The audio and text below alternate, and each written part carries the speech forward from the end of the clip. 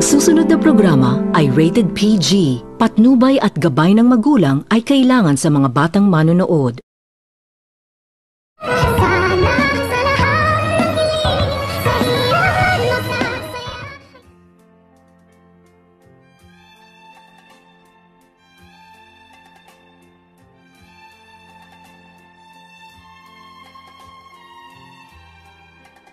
Tapos nitong mapansin ni Lynette ang kanyang asawa na itong si Dr. Carlos na tila lagi itong balisa sa kadahilanan na hindi naman din ito napigilan ni Lynette ang kanyang sarili nang tinanong nito ni Lynette ang kanyang asawa na itong si Dr. Carlos kung ano umano ang problema nito at dito lagi naman din itong natulala itong si Dr. Carlos pagkatapos nitong mapag-alaman ni Dr. Carlos nang tawagan ito ng kanyang unang asawa at nagpakilala ito na buhay kung kaya problema itong si Dr. Carlos dahil nadagdagan na naman umano ang kanyang problema dahil may problema pa umano siya kay Zoe na hindi pa umano nito nasasabi ni Dr. Carlos sa kanyang asawa at ngayon ay nadagdagan na naman umano pagkatapos umano nitong tawagan ng kanyang unang asawa na buhay umano ito sa kadahilanan na hindi na umano nito alam pa ni Dr. Carlos kung ano ang kanyang gagawin kung paano umano nito mapipigilan ni Dr. Carlos ang kanyang unang asawa at dito nang tanungin naman din nito ni Lynette itong si Dr. Carlos ay lagi lang itong nanghihingi ng sorry kay Lynette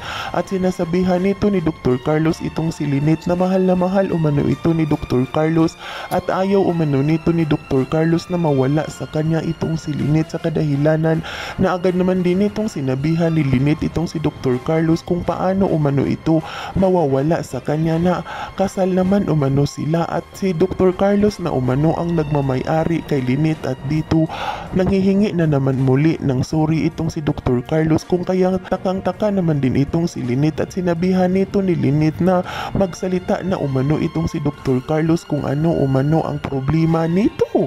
Ngunit hindi pa rin ito masabi-sabi ni Dr. Carlos kay Lynette dahil natatakot ito na kapag malaman nito ni Lynette na buhay ang kanyang asawa ay paninigurado umano itong hihiwalayan ni Lynette itong si Dr. Carlos at dito dumating na ang araw na kinatatakutan ni Dr. Carlos pagkatapos nitong tawagan muli ng kanyang asawa at pumunta ito sa kanilang pamamahay at nang makarating na itong si Aileen sa kanilang pamamahay ay agad naman din itong hinanap ni Aileen ang kanyang asawa na itong si Dr. Carlos kung kaya't gulat na gulat naman din itong si Lynette nang kanyang makikita kung paano umano nakakapasok ang isang babae sa pamamahay ni Dr. Carlos kung kaya't agad naman din itong tinanong ni Lynette itong babae kung ano umano ang ginagawa nito at dito agad naman din itong pinagsabihan ni Aileen itong si Lynette na si Lynette umano kung ano ang ginagawa nito sa kanilang pamamahay kung kaya't gulat na gulat itong si Lynette at hindi ito makapaniwala sa katotohanan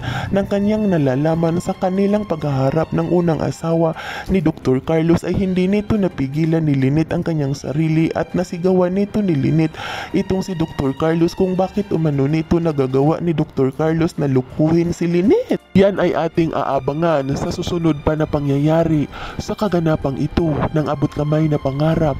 Huwag mong kalimutang isubscribe at i-hit ang notification bell ng aking channel.